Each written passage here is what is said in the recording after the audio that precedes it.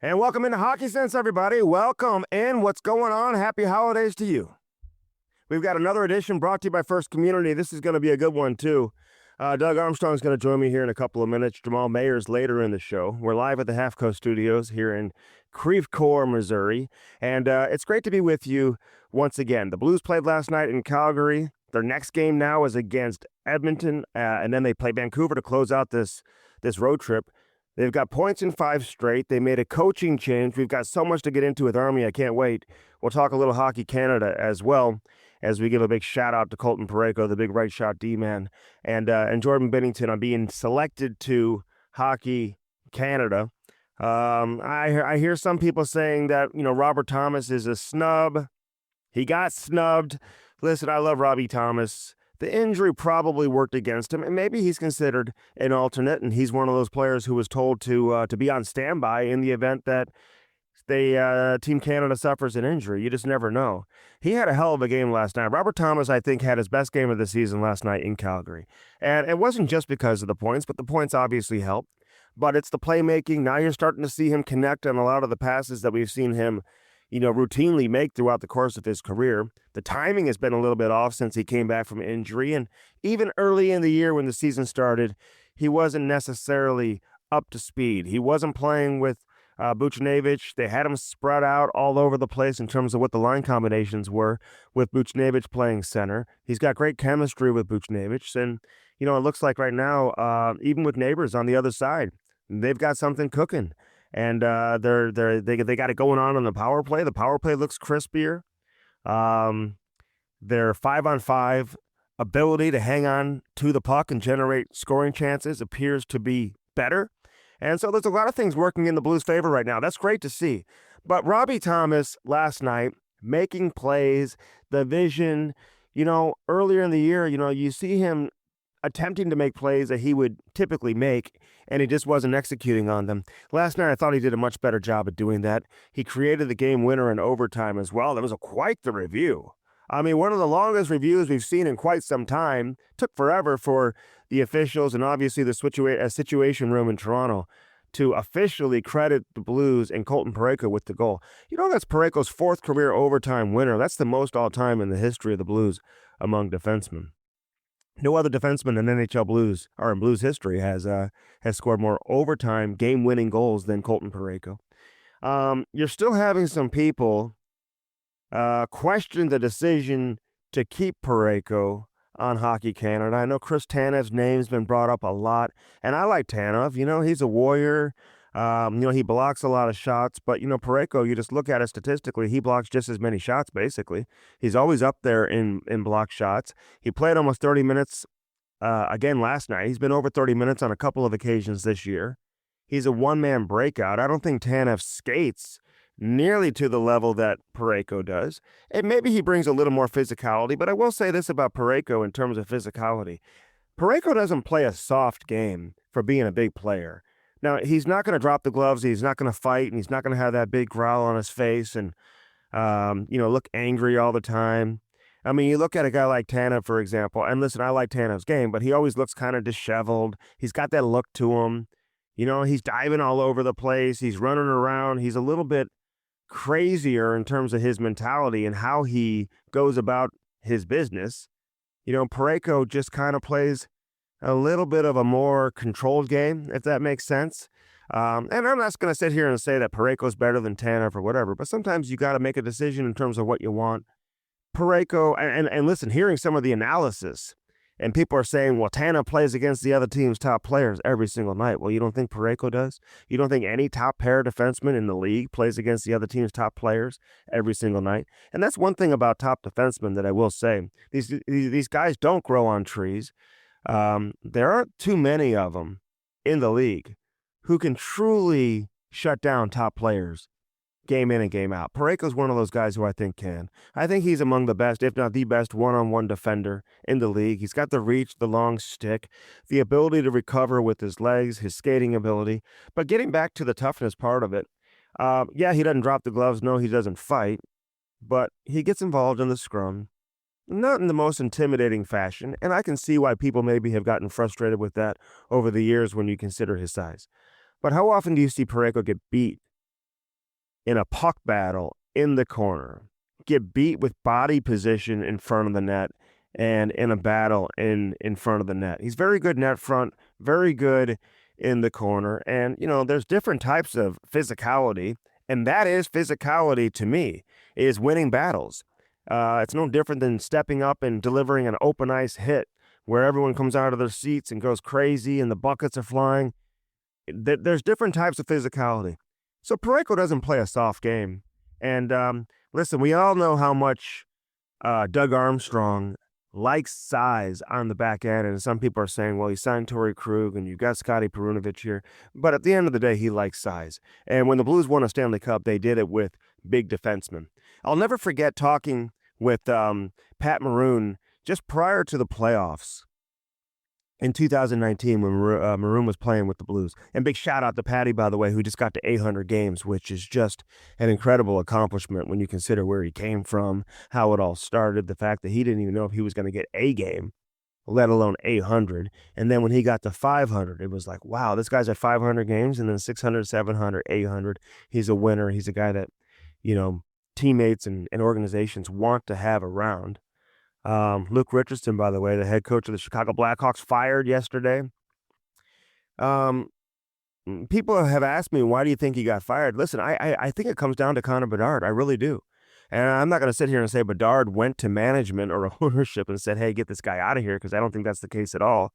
But when you have your franchise player, your savior, everything rests on the shoulders of Connor Bedard. If Bedard doesn't develop into a generational player, then this is a major swing and miss for everybody, not just the Chicago Blackhawks. I'm not going to fault the Blackhawks for taking Bedard first overall. Anybody, my mother would have taken Connor Bedard first overall. I mean, there was so much hype surrounding him.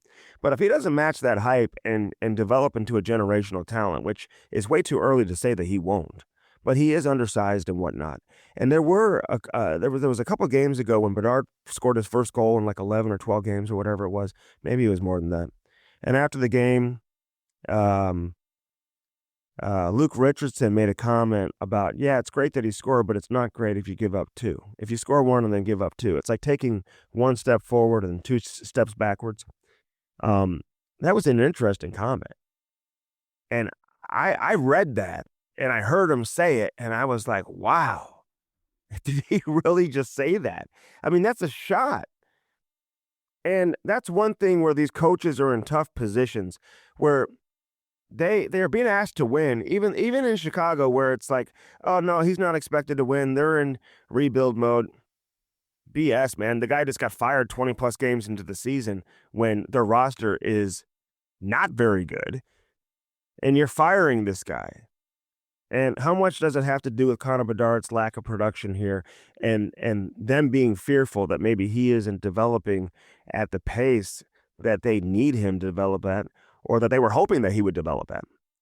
Last year he had the injury, but he still put up decent numbers, won the Calder Trophy as the Rookie of the Year, and his highlight reel was absolutely incredible. But these coaches are asked to, oh yeah, we're in rebuild, but deep down they're asked to win. Otherwise you don't get fired. They want to see positive results individually, as a team. But it's hard when you have an 18 or 19-year-old player on your roster and they don't know how to play in both ends of the ice. They don't understand how to play the defensive side of things. And so, yeah, you score one and it looks great. Okay, you score a power play goal, then you give up two. You're on the ice for 2 goals against, and they may or may not be directly your fault.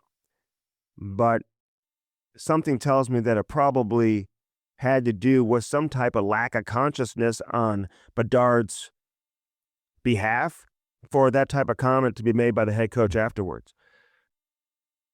So now the kid reads that, the organization, the team, I think they feel a little bit of embarrassment by the fact that Bedard didn't make Canada's roster. They shouldn't be embarrassed by that. I said this several times, Sidney Crosby, and let's be clear, Bedard's not Crosby.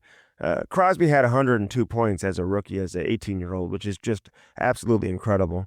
And he's up to 1,600 points and counting right now, 1,600 plus. He's got 600 plus goals. I don't know what Bedard's numbers are going to look like, but I would bet that he doesn't get to 1,600 points. And again, it's not a shot. It's not a knock. How many players get to 1,600 in the history of the game? There's not too many who can actually do that. But there probably is some embarrassment by the criticism that Bedard has taken. So it's not Bedard's fault. No, it's the coach's fault. So you fired the coach. Coaching's a tough business. I said on Twitter a few weeks ago, this is prior to Jim Montgomery being fired in Boston. Or no, it was right after he got fired, but prior to him getting hired by St. Louis, and I said, if I was a head coach with any type of leverage, now in the case of Drew Bannister, for example, he didn't have the leverage to negotiate any type of term really on his behalf or on his contract. You know, he just gotten the job as an interim. The Blues hired and kicked the tires on some other candidates. They chose to go with Bannister. I'm sure they always had one eye open looking at Jim Montgomery to see where that was going to go. There was some talk about Montgomery not being back last offseason by the Boston Bruins. And then once they got off to a slow start, you just knew it was a matter of time before that shoe was going to drop and he was going to be fired. In fact, when I had Darren Drager on here on Hockey Sense, brought to you by First Community, just a couple of weeks ago, we talked about Jim Montgomery, and I said, is he on the hot seat? And Drager's immediate response was, how could he not be? Yeah, so 100%. He had to have been on the hot seat. He got fired. And once that decision was made to fire Jim Montgomery, the decision was confirmed right away by the Blues. Hey, okay, we're moving on from Drew Bannister and we're bringing in Jim Montgomery. If it was later in the year, if there were 20 games left in the season versus 20 games into the season, then maybe you wait till the summer to make that decision or to hire Jim Montgomery or to move on from Drew Bannister, however you want to look at it. But you still got so much runway left, and you had to have thought, hey, listen, if we bring a new coach in and he's able to get this team playing the right way and getting them moving in the right direction, then there is time to catch up and get back into the playoffs. And the Blues are right there right now. They're at 28 points. They're tied with Colorado and just 4 points behind Dallas. I think Dallas has a couple of games in hand, and Dallas obviously a great team, and there's several games over 500. But the Blues are over 500 now with points in 5 straight. So this is a real positive, what's going on, and there is absolutely plenty of time for the Blues to solidify themselves as a playoff team. Somebody asked me today, would they look to do something come trade deadline time if they're in the playoffs? And my answer was absolutely. If they feel like they're good enough to do something come playoff time, and win a round, if they're good enough to advance into the playoffs, then I don't think Doug Armstrong would hesitate whatsoever and look to make a possible move to add to the roster. Now, if it goes the other way and they really struggle and they fall completely off, then you're talking about moving on from some players too. Justin Falk hasn't played the last couple of games. He had Scotty Perunovich in there once again last night. He only played 10 minutes.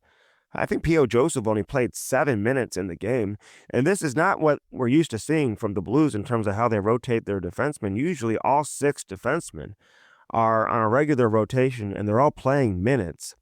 They're not all playing 20 minutes, but they're all playing, north of 12 or 11. But Perunovich did not have a great game last night. He made a couple of nice passes, which he can do. I mean, he sees the ice very well, and he can distribute the puck. I don't think there's any question that he is a good player when the puck's on his stick, but defending is an issue. He got beat behind the goal line. I think he was directly responsible, really, for 2 of the goals where he lost puck battles below the goal line behind the net, where the puck ended up, coming out to the front of Jordan Binnington, and Calgary was able to score twice on plays like that. So anyway, Perunovich, it is what it is. You get Nick Leddy back, and I like Perunovich, don't get me wrong.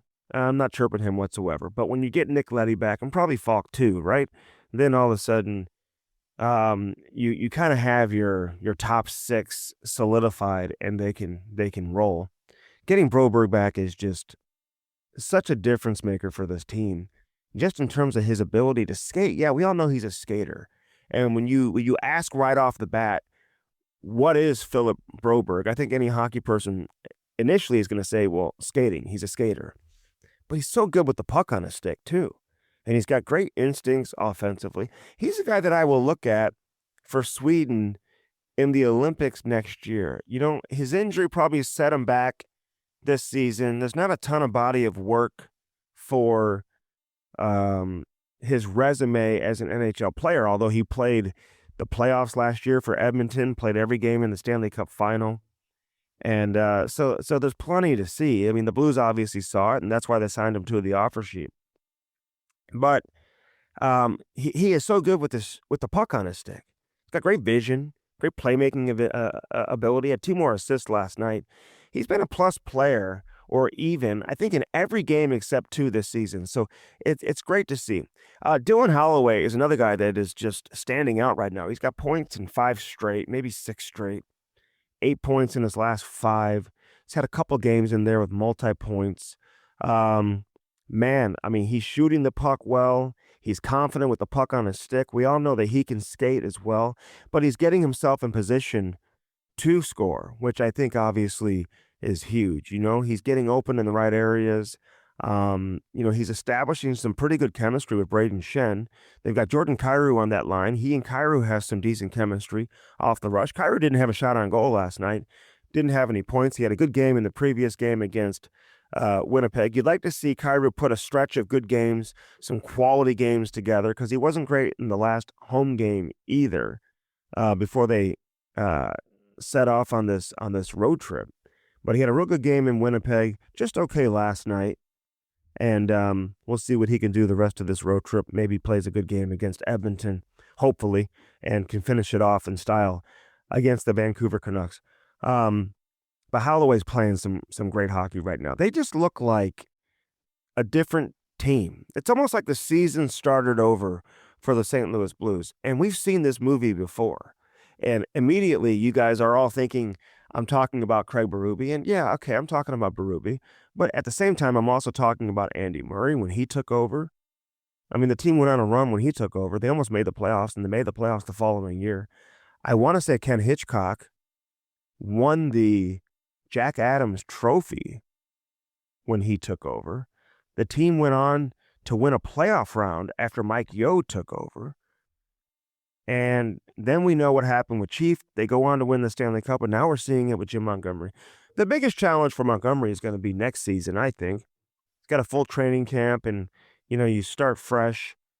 Right now he's got them moving in the right direction. He's hitting all the right buttons. One thing Montgomery's always been good at is the way his team plays defensively and how they conduct themselves inside their own end.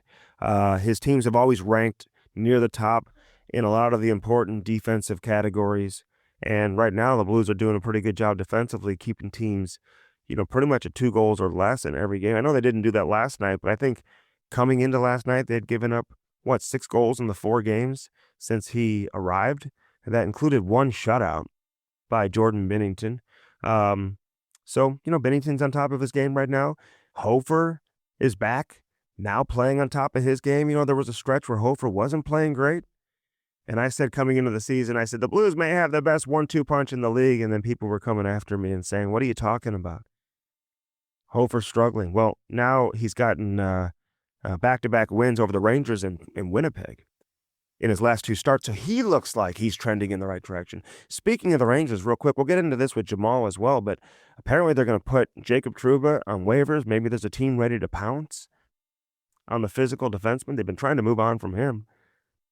He won't waive his no trade, so basically this is the way they're handling it, saying, hey, you don't want to waive your no trade, then we'll just put you on waivers, and that'll be our way of moving on from Jacob Trouba. People love Trouba. I don't love Trouba. He stands out because of the physicality and his ability to deliver hits. He's a physical player, and you don't see too many defensemen who play that style anymore. So immediately he's going to stand out. But the Rangers, man, they're just in shambles. What is going on with the New York Rangers? Weren't they considered, like, the first 2 weeks of the season, everyone's like, oh, the Rangers, this is the year they're going to win the cup. Now they're just trying to survive. They're on life support, in a way, and everyone's kind of panicking. All right, lots to get into with Doug Armstrong. We'll do that here coming up in just a couple of minutes. First Community brings us Hockey Sense. live from Half Coast Studios. Each and every week, you know that. You already know about First Community, but you may not know. They've been calling St. Louis home since 1934. 90 years, man. Can you imagine that? I mean, they are doing something right. Over 400,000 members do their banking with First Community, but it's not really a bank. And you may think I'm crazy when I say that, but it really isn't a bank. It's a credit union, which is a non-for-profit financial cooperative. It's a non-for-profit financial co-op, basically. So if you have an account at First Community, then you're automatically a member. You're part of the bigger family over there at First Community. If you're not a member yet, you should join. It takes only $1 to open up an account as long as you qualify for membership. First Community has branches all over the place. You can't miss it. Check it out. Happy 90th anniversary to First Community, firstcommunity.com, and sign your son or daughter up for Little Blues as well. The best way to introduce your son or daughter to the great game of ice hockey. Four Hands Brewing Company, taking St. Louis to the next level, one craft beer at a time. They are absolutely incredible. They got all the year-round beers, the seasonal beers. Check out that Canister podcast, Mango Lemonade Hard Seltzer. Nobody does it better than Four Hands. It's the best hard seltzer on the market, by the way, this Mango Lemonade. Unbelievable. It's so good. So check that out. Mango Lemonade, Canister podcast Hard Seltzer. Anywhere you get your Four Hands Brewing Company products, you can pick it up at the grocery store. You can go to any of their tasting rooms. They've got the incredible tasting room in downtown St. Louis, 1220 South 8th Street. The beautiful facility out there in Chesterfield. I went out to that one in Kirkwood with my wife a few weeks ago. That is a great date night. Head out there. They've got food from Peacemaker. You can't go wrong. Kevin Lemp Company just flat out getting it done with Four Hands Brewing Company. Dirt Cheap Fun Fun, your one-stop party shop. Man. Where do we start with Dirt Cheap Fun Fun, your one-stop party shop? Well, I'll start with downloading the app. That's where you start.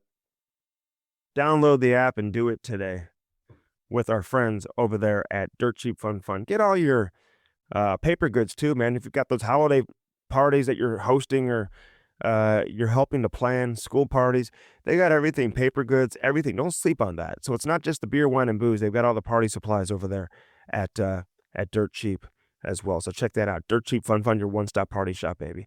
Blue Note Roofing, our main man, David Novak. Big shout out to David. He just celebrated his birthday.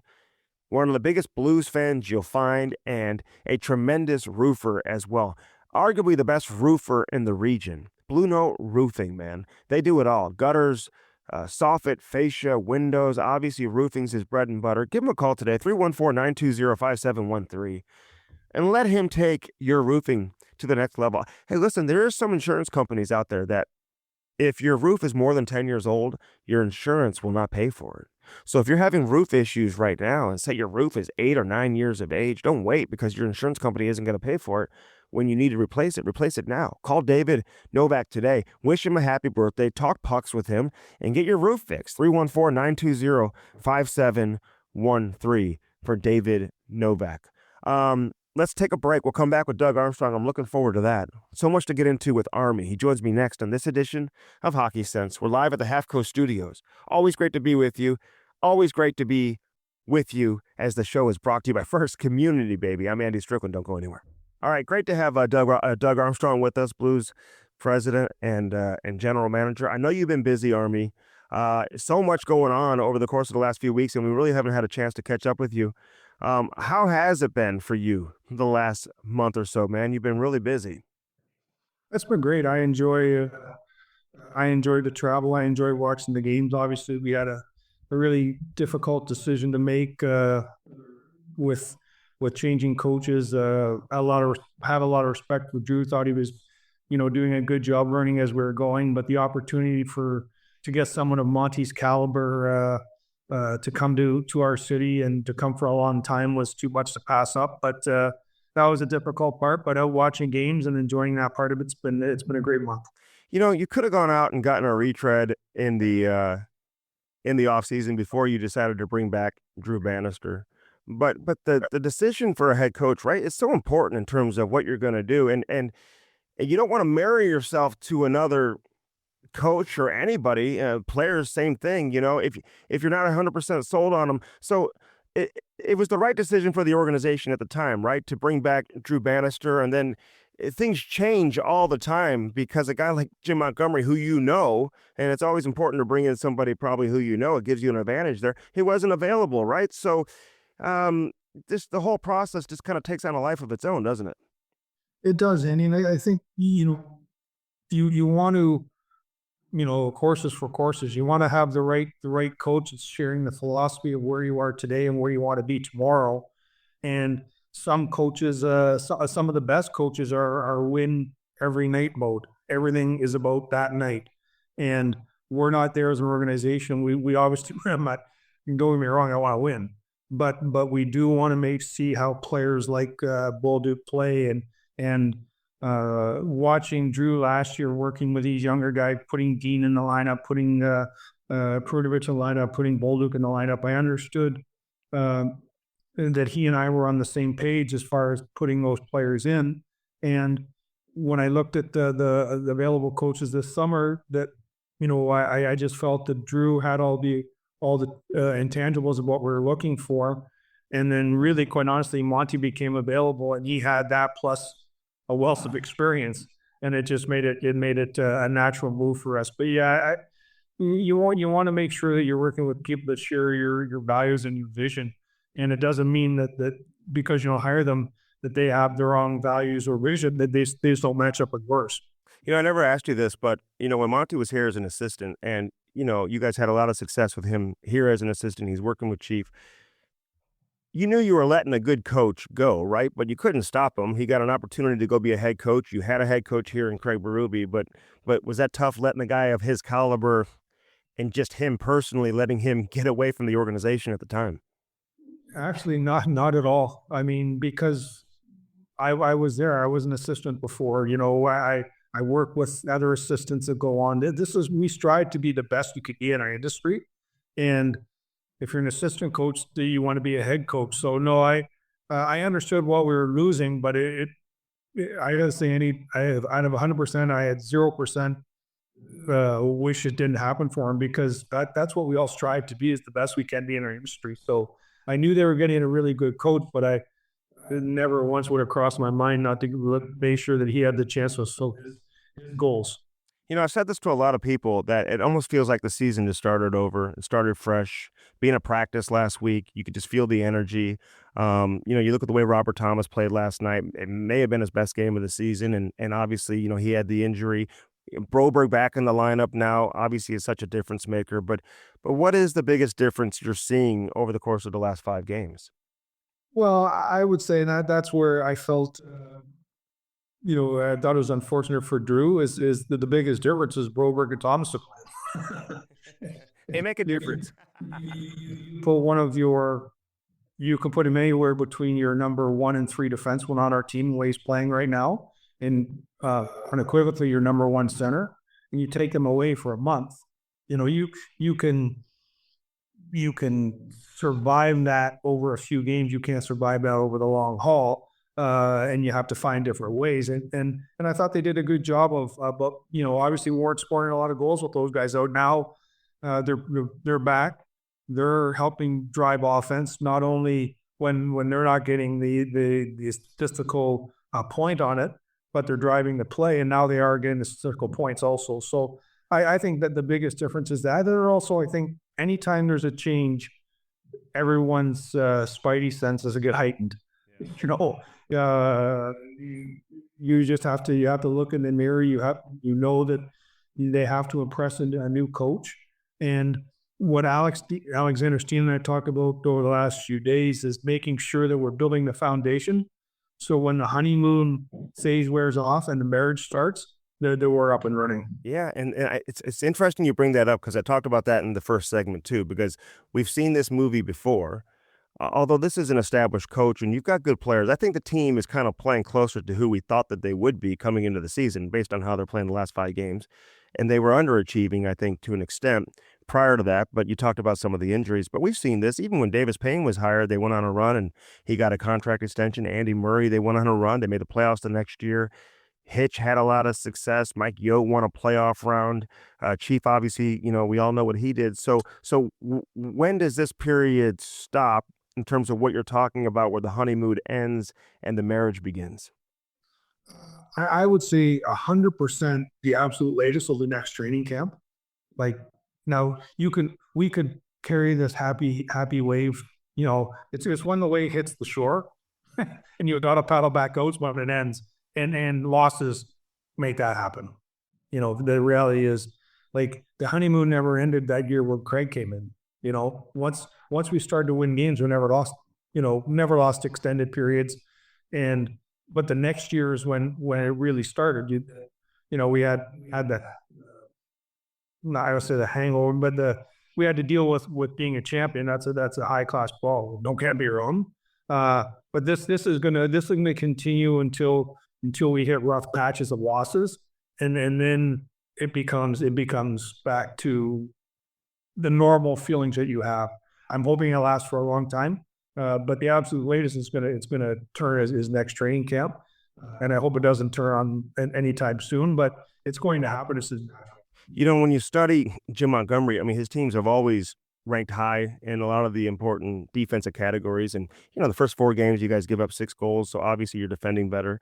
Only 23 goals, shots against, I think, against Winnipeg last night. I think a little more volume for Calgary. But 2 of your defensemen didn't play a ton last night. So a lot of minutes for your top 4. But you still have a couple of key players that are out. Where do things stand with guys like Letty, Falk? I mean, could we see both these guys returning relatively soon? And are you deeper defensively than maybe you thought you would be? Well, I don't know because we haven't been healthy yet. That's the hard part. Like you talk about the top 4. Well, Kessel's now a top 4. He hasn't played those minutes all year long. Now he goes from anywhere 11 to 15 to 22 the other night, or close to 21 and something in Winnipeg. So guys are getting pushed, and quite honestly, like thank God we signed Suter. Like the reality is, we thought, we didn't know we were getting Broberg. We thought he would help stabilize our left side. I didn't know where he was going to play. I actually, when we talked to him, you're going to play with Falk, but we're going to run 60. We're going to run 6 pair, and he's come in. He's been a godsend for us, and not his maturity, just his gamesmanship on the ice it's what you remember when you deal with veteran players. The scrums that he gets in, the subtle things he does in a scrum, the ability to work the officials, the ability to motivate his teammates, the ability to kill time on the clock, taking extra length on the shifts, the changes. He's just I just love watching those nuances that he brings to the game, because they only come with around 1,500 games played, but it's really fun to watch all the stuff that he does, help you push through a game. Well, it's the slashes to the back of the legs as he's skating up the ice too, and Army, when you played 1,500 games, you can probably get away with some of that stuff too, right? The referees say, hey, that's Ryan Suter. They're just going to let it go. Well, if you're 1 year a pro, the guy's going to look back and say, who are you? Like that's when you're marking your turf. His turf is marked. So it's not good. Like, a lot of guys are going to say something, but they're not going to act like if he had done this 15 years ago. Guys just act differently. So that's the gamesmanship that he has. It's been very impressive to watch. And I hope our younger players, I hope everybody in the organization is watching that. That's what maturity looks like. And it's there's no risk in the signing either. I know you've got to pay some bonuses, which you'll be happy to pay based on his role on the team. He's got a major role on this team right now, but there's no risk to signing these guys. You think general managers and just you in general will look differently at some of these veteran guys who might be available, just looking to and willing to play for the minimum, on a 1-year deal, aging players late in their careers? I think managers have been there for the last few years like that. Those are your July 15th signings. Yeah. Like no player is looking to do this on July 1st. They're hoping to get a little more term, a little more money, a little more of this, a little more of that. But when the market settles in, then they do that. So I think it's been there for a while. We got Uppy here for a while ago and things like that. I think you can get different guys. It's getting the right guys is the key. Yeah. He's been better than advertised, like you said. Bolduc, real quick. I mean, see him score last night. Like, those are the goals that you want to see him score, because those are the type of goals that he scored prior to coming to St. Louis, and junior and whatever, using his shot and whatnot. It takes time, right, for guys to get comfortable. Like, is it hard as a manager to not lose patience when first round picks aren't scoring and just kind of allow them to settle in because he's looking more and more comfortable with each game? Yeah, I would say it's almost the opposite, Andy. It's easy for the manager. The manager's job is to work with the coaching staff and get them to understand, or not understand, accept the longer term vision. Mm-hmm. And one of the things that was taught to me early is like, what are you willing to put up with on October, November to have a better team in February? You're willing to put up with what, not put up with, but grow through what Bolduc did in October and November. Now he's starting to have success, and I think we're going to be a better team because of what Drew Bannister did in October and November, of keeping him in the lineup. Trust me, there's a lot of whispers. You hear a lot of whispers. Let's send him down to the minors. Let's get him up and running. Let's get him scoring. And then that's just an indication that tonight's team is more important than what's in February. And player X is more mature and he's not going to make that mistake.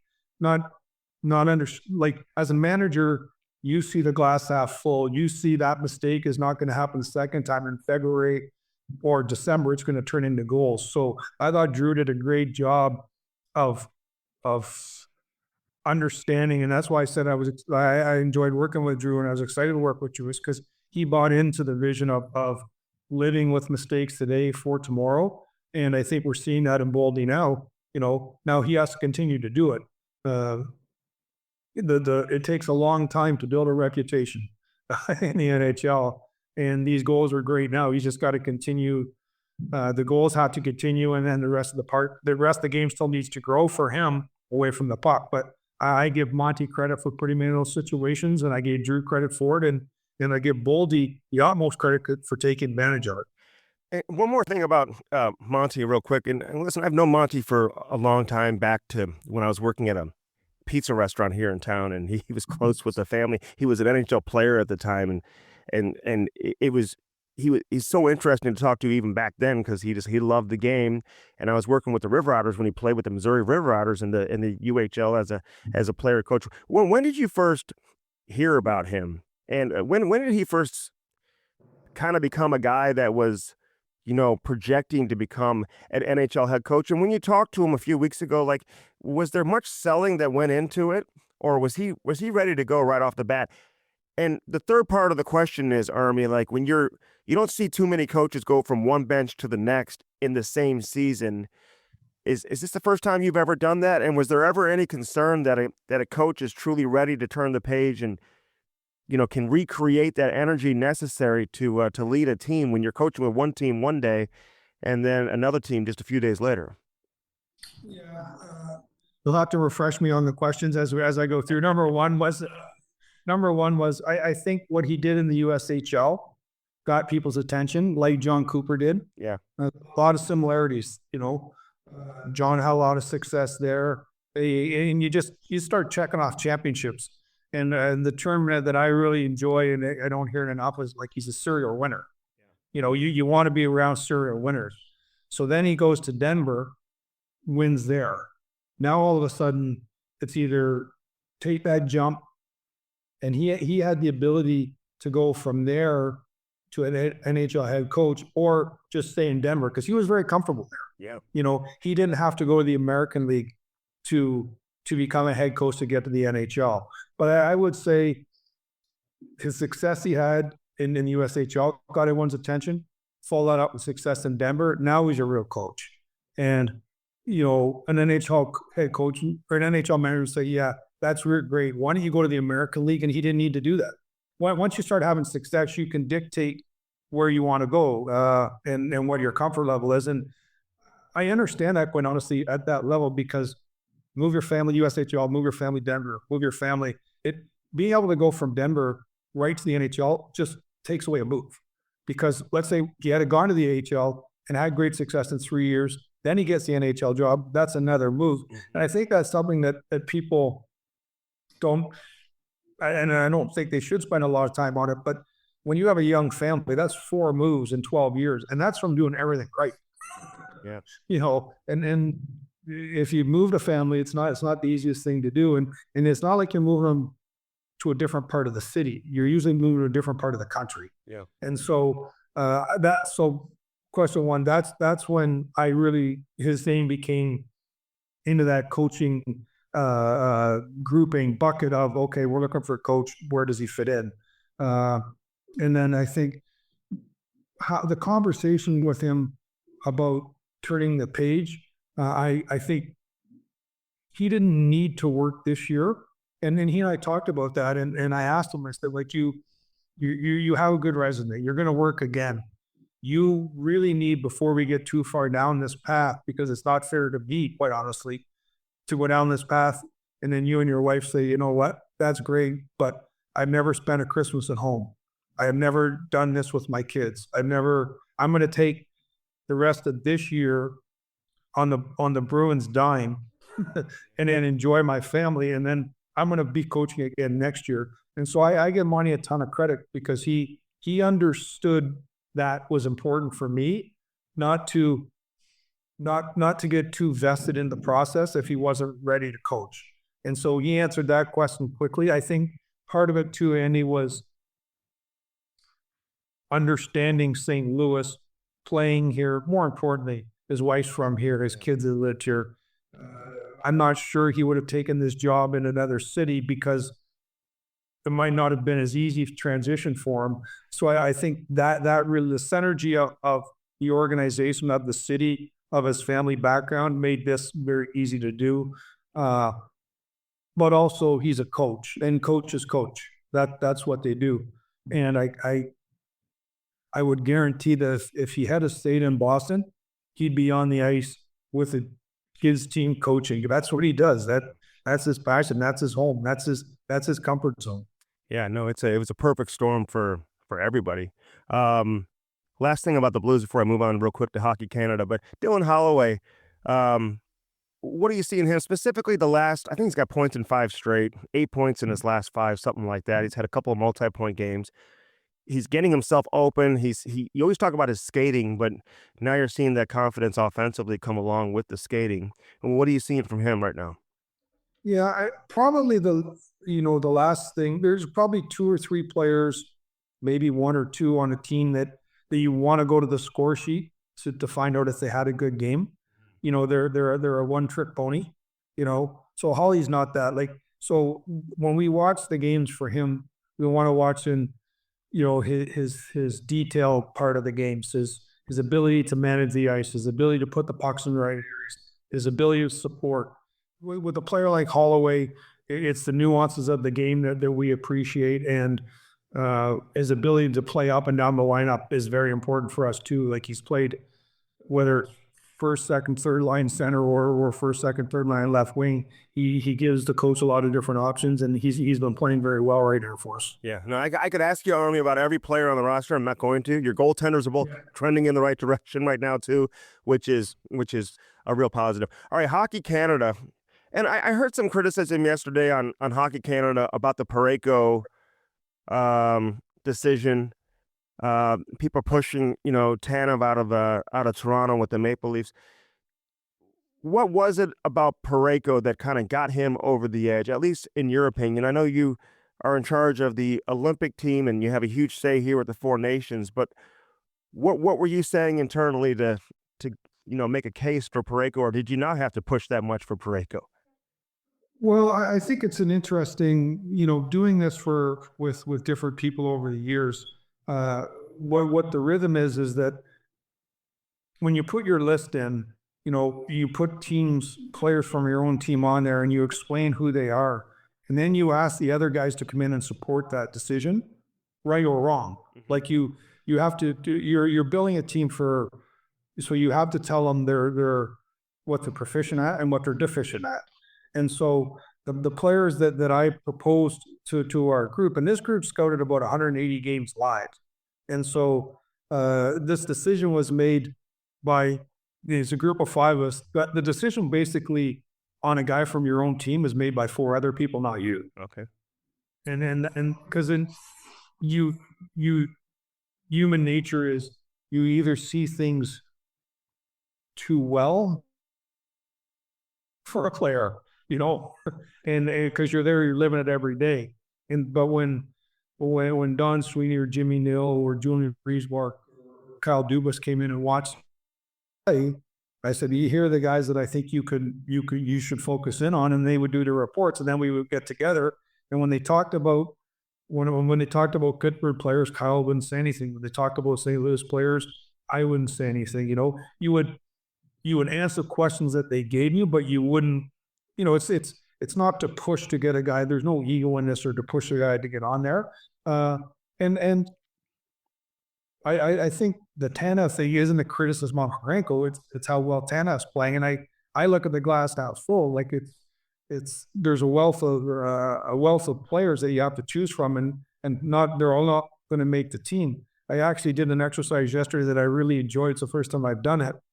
I put an A and B team together, and I put, okay, first pick on team A, then I went to team B. So it wasn't taking 23 players and then the next 23.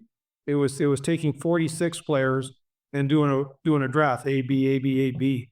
Both those teams are pretty darn good. That's Canada for you.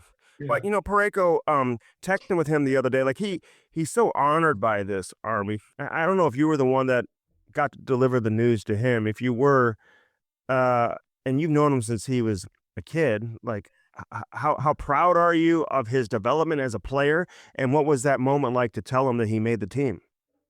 It was. I did get to tell our two players that they made the team, and it was a privilege for me to do that. Colton and I. Quick story on Colton. So he was in college hockey. We were a really big team that year, and Philadelphia had some players that we really liked. And I said, well, they mentioned Franco. I said, well, I'm going to go to Bowling Green with Tim Taylor, and I'll let you know. And Shel Samuelson was there, and Colton, they win the faceoff. He goes behind the net, picks the puck, goes down all the way down, gets a scoring chance. They come down, he kills 2 plays, and I went to Shel like with the 50 member said, "You can stay, or you can leave if you want. We're not trading him." And I called Hexy out and said, "Buddy, we're not trading him. Like he's too big of what we want to do." And then you play that forward to winning your championships with him and now being part of this team. I think he's going to be what he does so well. And he kills plays against top players.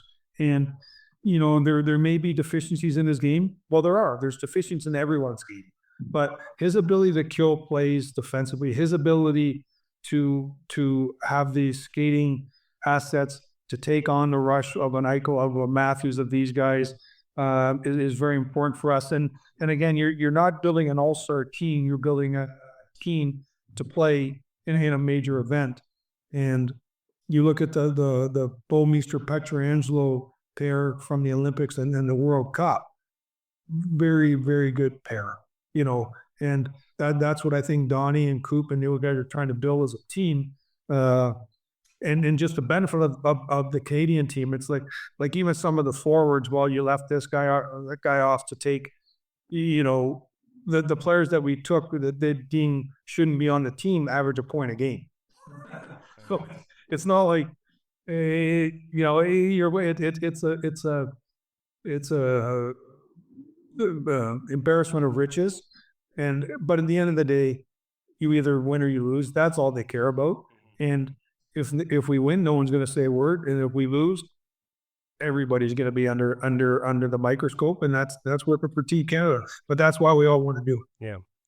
I got to see your winning percentage with Colton Parayko in the lineup because he's been here since 2016. You guys went to the conference final that year, so you won a lot of games with him in the lineup since he's gotten here, no question. Was Robert Thomas? I know some guys are considered alternates. Like, would he possibly be part of that group? The injury didn't help his case this year. The injury really cost him. To be honest, we all did the mocks in the summer. What we did was a six line mocks, and he was on everybody's 6 lines. Like he's right there now. The injury hurt, because we were judging on what came out of here, and 2 things. One is, I consider Robert a great player, and the injury, put other guys ahead of him. But I did say that the likelihood of 23 players from 4 teams all playing in this event is about 0%. So, and what we're going to do at Hockey Canada is now continue to evaluate players, and he would be on that evaluation process. And but you're going to replace an apple with an apple, or the same type of guy. But what's good, what works in Robert's favor is his ability to play center, and can play the wing. He can move over there, his face-off percentage, and he can play up and down the line. Kill penalties, big face-offs. He's right there. But I did say to him that the team you want to make is the next one. Not nothing against the Four Nations, but the team you want to make is the next one, and he's got a long runway to go ahead. But I'm really proud of Robert. I guess it's not for you to be proud of these guys. Like they're not my son, but we're both the same age. I'm proud of his development on and off the ice. The desire to be the man. That's hard. Like everybody can say they want to be the man, but there's pressure being the man, and he thrives under it, and he wants that. His life could never be in a better spot. They just had a child, got a beautiful wife. They're getting married soon, a beautiful partner, a kid playing great hockey, making lots of money, or on the cusp of making like international teams. He's in a great spot, and it's only because he's earning that, not that it's given to him. So that's one where that's a guy that when they ask about Robert Thomas, I tell the staff that, and they got to commit, and they got to say, that's when you're seeing through rose-colored glasses that he's not that good, or you're right. That's why we have other people come in to verify one guy's opinion, because I'm a massive fan. Yeah. No, he had a hell of a game last night. And you know what, Army? I loved his mentality in overtime, how he attacked, because obviously a couple games ago, similar situation against Philadelphia, but his mentality didn't change in the overtime session, and obviously created the game winner by Parayko. And there's good players on every team, that didn't make, there's good players on Team USA that are left off, high profile names. You think Broberg's a guy, real quick, I'm going to leave you with this, who could play his way onto the Olympic team for Sweden? Yeah, I think he could play his way onto the Four Nations team. Again, he's got to be one of those players that, again, I'm not working for Sweden, but his body of work this year, if he plays like that for 2 months, they're going to have to say, you know what, we got to consider. Now, whether he makes it or not, but I'm sure he's in their conversations now, and he will be. And the Four Nations is going to do a lot. They're going to say, okay, this guy, we got to keep on the radar for the next one. This guy didn't perform. Like the Four Nations is an evaluation for the next event. Yeah. And I think Broby's, as I think we said earlier, like he's 1, 2, or 3 on our team. I don't know where he is on the back end, but that's pretty high praise for a guy that's been here such a short period of time. Yeah. Depends on the game if he's 1, 2, or 3, Army. Yeah.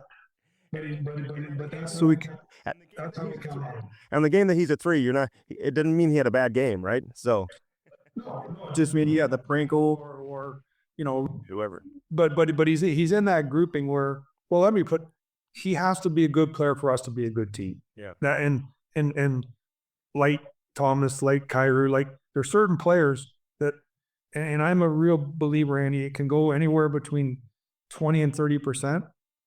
When those guys play good on any given team, that team usually gets a point. Yeah. When those guys don't play good, then someone that doesn't do it normally has to outperform for any given night. And he's one of those guys that, for us to be a good team on a regular basis, he has to be a good player on a regular basis. I know. And listen, Sidney Crosby didn't make it when, I think, 2006, right? We had 102 points that year. It's tough to make that right. You got to make decisions. I know a lot of people are focused on Bedard and stuff like that, but you look at the Canada roster, and I would love to see what the second Canada team would look like and how they would do in a tournament like this, because they. Well, you should do that exercise I did, like take and just go A, B, and that's taken. It's a good team, but.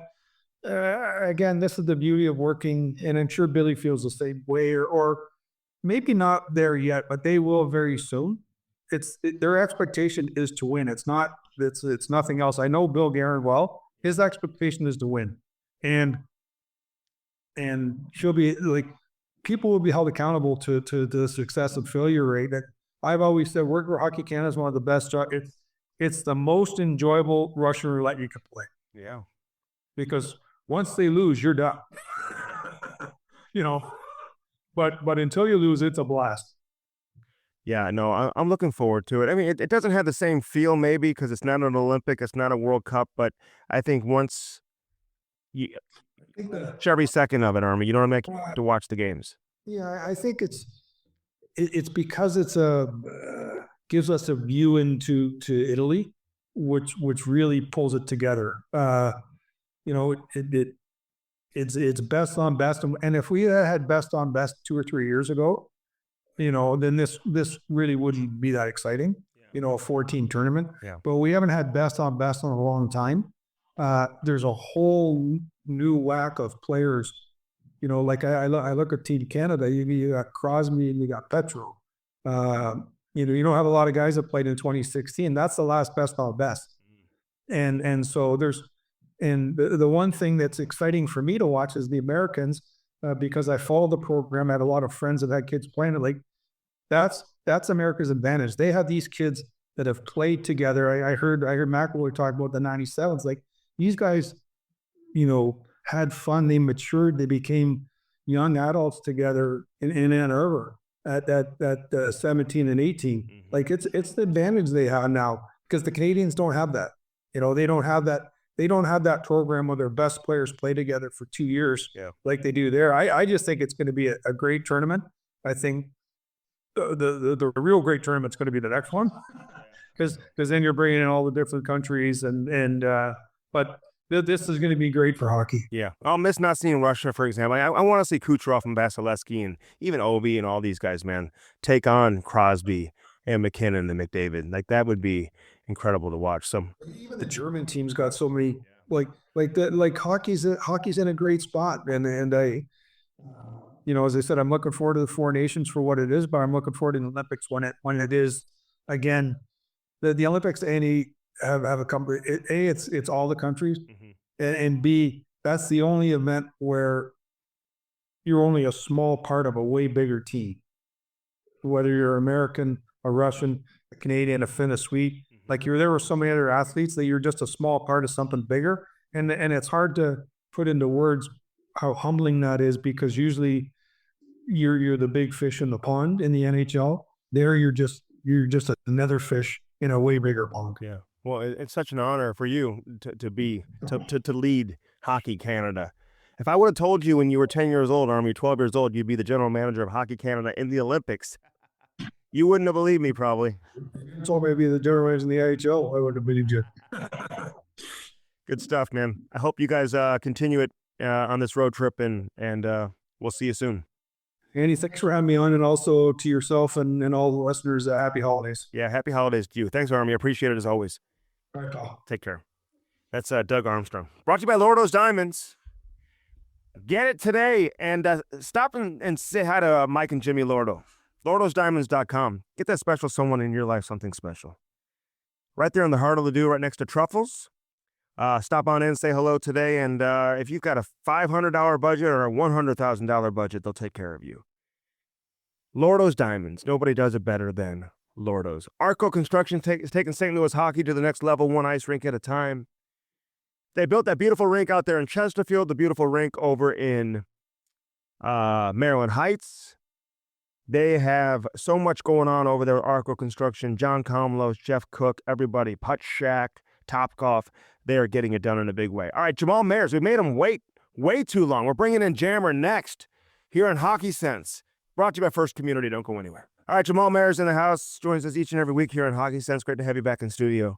Nice to be here. Brought to you by Dobbs Tires and Auto Centers, as well as the Bartolino's Family of Restaurants, Jamal. Yes. Go to Dobbs.com. Bartolino's, they got the new place out there in Twin Oaks, right? Yeah, it's, I went there for my 50th birthday celebration. I know I don't look 50, but hold your comments. But unbelievable atmosphere. Place looked amazing. Food was fantastic.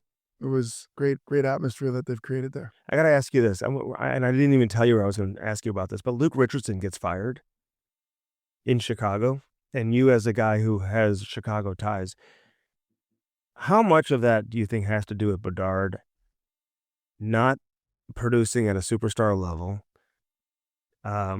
Maybe the embarrassment, if you want to even call it that. I don't think he should be embarrassed by not making Hockey Canada, but everyone kind of talking about when he doesn't make it, they're pointing out his struggles this season.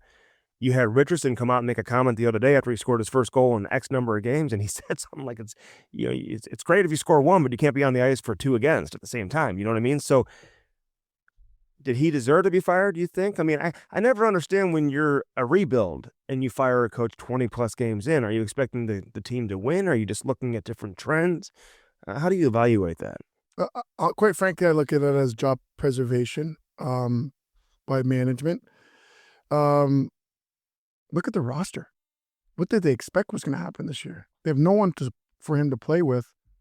Luke Richardson is a great coach that was left on an island with not enough tools. And to evaluate your group that you should have been further along, I think is a gross miscalculation of where you are as a team and what the expectations should have been. And I think at times, I always say it, doesn't matter if you're on a losing team, things, I can't swear, but the things go downstream. And so you can if you wanted. What ends up happening is management blames the coaches blame the players blame the coaches. You know what I mean? Like, yeah, I'm not playing. Like, it all goes down, and everyone's in job preservation mode in that regard. So perhaps they thought or were told to the higher ups that we're going to be further along, and that wasn't happening, and someone had to answer for it, and it couldn't. When it's not the roster construction, which is the managers, then you fire the coach. Yeah. Well, and Kyle Davidson is not Doug Armstrong. He doesn't have the leash that a guy like Army has, who's got 5 more years on his contract too, and a lot of success, and he's won a Stanley Cup, and so it's not evaluated the same. So at some point, you're going to start looking at Kyle Davidson too, because by firing the coach, I think you're saying we expect to be better. So now they don't start winning, then where do you turn your attention to? They're bringing up the American League coach on an interim basis, so we'll see where this goes. But you're right. I mean, they've signed a bunch of veteran guys to 1-year deals, and they're hoping to get something out of these guys, and but not much for Connor Bedard. Yeah, but listen, to play with. Who's their second leading scorer? I would have to look. I thought I was right, and I just looked. I am right in my head. It was Donato. Yeah, okay. That's your second leading scorer. Who's the leading scorer? Bedard, with 19 points. Got 5 goals. Donato has 10. Like, Nick Foligno has 7. Mm-hmm. I'm sorry. Like, these are your top forwards. Bedard, who's you got to play with? Donato, Teravainen, Foligno, Craig Smith, Taylor Hall, Bertuzzi. I know. Really? I know. Okay, come on. Yeah, they brought in Bertuzzi too, Patty Maroon. I know. Patty Maroon, by the way, I said it earlier, 800 games, so that's quite the accomplishment. It is. Honestly. It's a lot of games. I remember when he got to like 500, I was like, damn, he got to 500 games, and now here he is at 800. So, again, we'll give him another shout out. It's funny. It's interesting talking with Army in the previous segment about the honeymoon period with a coach, how it goes from honeymoon to eventually it becomes a marriage, right, between the player and the coach and the organization. They're in the honeymoon period right now, and they're playing really well. It's amazing. It's so predictable. You see this happening, but the Blues were underachieving. I don't think there's any other way to look at it. When you look at how they play right now, it certainly helps having Broberg back in the lineup and Robert Thomas back in the lineup. Without them, you just don't have players who can fill those holes. I think you hit it on the head, but I'm come from a different era. I know that. Yeah. But I Not much far removed, though. I know, but let me just, I don't know how I'm going to say this properly, but I like coaches that have emotion. Mm-hmm. Presence. Have some swagger to them. We feed off of that on the bench. It's a long season. You need the energy. You need a kick in the behind. Not literally, figuratively. Mm-hmm. You need accountability. You need a guy who's upset at times, who feels the emotion that we feel, that has our back behind us, and you can feel it. I get that from Monty. I get that. He's passionate. You can see it in game. You can feel it in moments of the game. He recognizes the game. He clearly has changed some things. He disrupted some things in regard to the lines. He took Kyrou off. Yeah. And He had Foxa taking offense his own faceoffs late in the game. he's going to make those adjustments because he's a smart hockey person. Is it sustainable? I believe it is, because this, to me, you have to know the group. And it appears to me that this group responds to the emotion. Yeah. And I think that that's one of his skills, right? He's going to bring out the emotion, remind them of the importance, and always staying on task and keeping them dialed in. And I think that when you're able to do that, you find the energy. When you're able to do that, you slot guys in where they should be. They take pride in their roles in regard to, I'm going to be the checking guy. Sonny's going to want to, I'm going to be tough to play against. And then you give other guys opportunities that perhaps weren't getting it before. And then the challenge is going to be, how do you keep Kyrou happy, who had nothing, had donuts yesterday, but you won a big game? And the game before, he was good, right? In Winnipeg, scored a couple goals. But that's the balance. And so that's the balance he's going to have to create, but winning makes it a lot easier. But for me, it's rooted in what I see from him is Army recognizing this group needed the motion. And I'm not taking anything away from the coaching that Bannister did and the coach that he is. I see why that emotion has had success.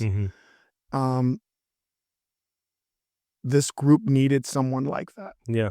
Well, and he fell into their lap too. It was a perfect situation for both sides, for the coach and for the team to go out and get Jim Montgomery. Have you known him for a long time? Yes.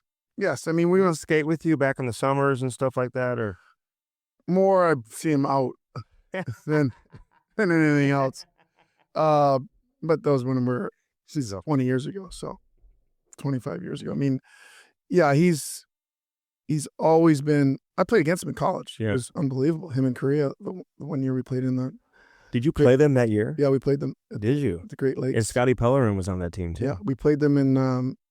It was the year Korea had 100 points and won the. And Marty had like 90 something. Yeah, it was ridiculous. We played them in L.A. I forget the tournament name, but yeah, we played them there that year. It was. Garth Snow was the goalie. Yeah, it was. They had Who was on your team? Dunham was their backup. Who was on your team? Any other NHLers or no? Joe Corvo. Oh yeah, D-man, Ottawa. Yep. L.A. maybe. Started in Carolina, I believe, maybe. Okay. From Chicago.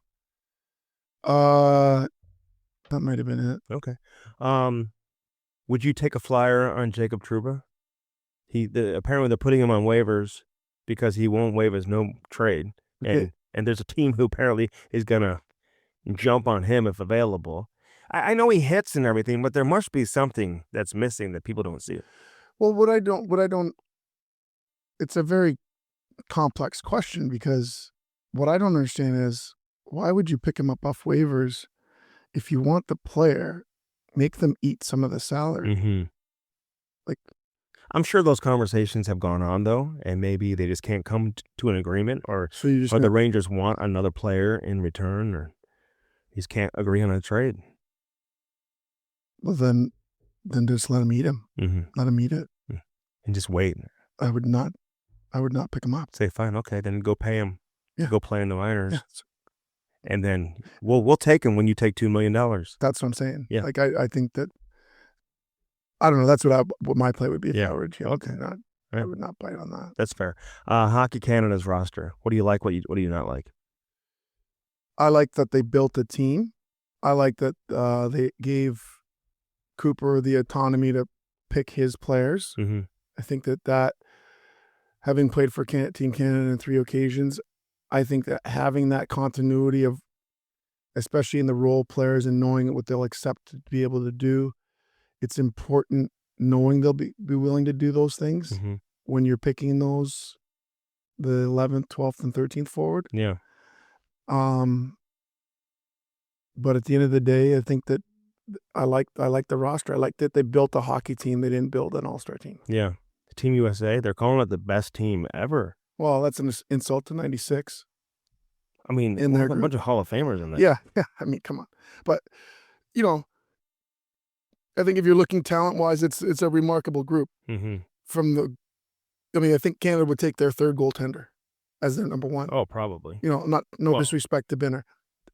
Look at the goalies they got. Yeah. U.S. has. Would you take Swayman over Binnington? No, maybe I'd take Binner would be 3, right? I think that's fair. Is that insulting? No. Hellebuyck's 2-time Norris or Vezina. He may win the Vezina again this year. That's, I mean, okay, I'm just saying, like, it's not like when we had Patrick Waugh. Would you take Binnington over Ottinger? Yes. Okay. And the reason why is one. Okay. I put a lot of value in stock in a winner. So Binnington would be the backup for Team USA. Yes. There we go. And I know Hellebuyck hasn't won, but I mean, and Demko's hurt and everything, so. But I'm just saying, U.S. has a plethora of goaltenders. Would you have taken Logan Thompson over that Montembeau? Logan Thompson, No, I like the Montembeau, and I'll tell you why. Montembeau. I actually said Montembeau on Sportsnet. Did you? Those are the 3 goalies I picked. It's kind of funny. The reason why is I think you need to start to, if you envision, my opinion is this: if you get to Montembeau, you're in trouble. Yeah. Okay. For me, if I'm Army in their group, let's identify the top young goaltender. Mm-hmm. Let's give him a taste of what it's like in this environment. Yeah. So that he will be the next. He may be the second guy next time. Could be. And so the idea is let's groom someone to get in that 3-hole. To me, that would be the wisest choice. And I think when you look at that board, if that was their strategy, like let's not just take the top 3 goaltenders. Mm-hmm. If we get the 3, we're screwed anyway. Yeah. Let's take a young guy who can absorb and possibly become that guy. Yeah. Only 23 players for each roster. I wish it was a little. It should have been 25. Yeah. I mean, because I will say. That's what it is for every other international. Like Caulfield, okay, I get it. Clayton Keller, listen, I'd love to have Clayton. And maybe the concern is, hey, if these guys aren't scoring, what are they bringing to the table? I mean, a little bit undersized, whatever. Tage Thompson, he's a hell of a player, man. I would have liked to see them find a spot for him. For all 3 of those guys who I'm talking about. But Tage in general, with his size and the way he scores and how he scores a lot of goals at the front of the net, too. He's not all one-timer out there on the perimeter. I think that's a miss for them. Tage. Yeah. Yeah, you agree with me? I think that's a miss. I think that it's rare. Players that are his size that score at the rate that he does are very rare. And I think that he's not just a one-timer. But if your argument is that he's liability, whatever, okay, you could say that about a lot of offensive players. So we'll see if they don't score goals, they're going to feel the heat. Yeah. And they should be able to score with the team that they have. But I agree with you saying it's the best roster ever. Let's pump the brakes a bit. Let's see how they do. And they've got a lot of great superstars on there. There's no doubt. Is the D a little soft, real quick? I mean, they got Quinn Hughes, who's incredible. You got Slavin. McAvoy plays with some toughness. No, you don't need toughness. Hanifin. Yeah, it's different. Okay, so you just need skaters. Just guys who defend well are hard on the puck. Yeah. Like, you don't need guys who hit. Yeah. Like, Colton, everyone's so upset about how he plays defense a lot of times. Yeah. And he's a good defender. Yeah, but he's physical. There's He's got a physicality. great stick. But there's different types of physicality. Like, how often do you see him get beat out of the corner or in front of the net? Like, he wins his battles. Yeah, it's about the puck. It's Mm-hmm. not, the game's changed. Yeah. It's about the puck. Dodge Tires and Auto Centers, like I said, as well as Bartolino's brings us Jamal Mayers each and every week here on Hockey Sense. Brought to you by First Community. Great to see you, man. Yeah, good to see you. You have anything you want to say about those guys? Yeah, I'm just excited about Bartolino's new restaurant. Encourage anyone to check it out. I think they just started a lunch menu as well. So great time to, when you're all stressed out about the holidays, no need to cook, head over to Bartolino's. Yeah. First Community, by the way, sign your son or daughter up for the Little Blues, man. You ever seen that Little Blues program? Did Cruz start with that? I participate and help out with that. It's an amazing program. What I love about the program is that, not to digress, but I'll take you back. This program started coming out of the 2004 lockout, and the players wanted to have a say in how organizations are doing things development-wise in the grassroots area. And so what we wanted to do was partner with the league to create a program at a nominal cost. That's why it doesn't cost more than, in any market, more than $150, usually between 100 and 150. And you get 8 to 10 lessons, full gear, all your equipment, and you get to try it. Yeah. And so the idea is, if my kid wants to play soccer, get him a soccer ball and his cleats and go try it. Yeah. Hockey's expensive. So how do we create a try? Let's just try it. A trial entry. Yeah. Because you don't want to, as a parent, spend $700 on equipment and they do it 10 times and they don't want to play. Yeah. So, it's more about opportunity for kids just to try it. And I think that making it fun, and I think that's what they've done a really good job of it. St. Louis, I think the Blues are probably one of the best in the entire league in how they've created that program, and the amount of kids that move into the next program to learn to play is really high compared to the rest of the league. And, credit to Randy Gersh and his team and Nick and all the people over there that do a fantastic job of creating a program that's fun and exciting and allows kids the opportunity to try and want to continue. Yeah, no, I love it. Again, happy birthday, David Novak with Blue Note Roofing, 314-920-5713. Get in there, support David today. He'll talk hockey with you and fix your roof. It's a match made in heaven. And Dobbs Tires and Auto Centers, man. I sent somebody else there the other day, Jammer. So yeah, I mean, as you know, they're unbelievable. Like, they have 43 locations. Dobbs was offering winter driving deals on the best tire brands, including up to $275 savings on the Goodyear tires, plus other money saver deals on new sets of Cooper, Continental, and BF Goodrich tires. Go to Dobbs.com for more information. There we go. All right, thanks for coming in, man. As always. Always good to see Jamal Myers. We thank Doug Armstrong for joining us as well. There's your camera right there. Oh, perfect. You got to let me know that. That's usually regular TV camera. And Army coming in. We appreciate that as always. So we'll do it again next week. Hope everybody enjoyed this edition of Hockey Sense. We'll see you next week.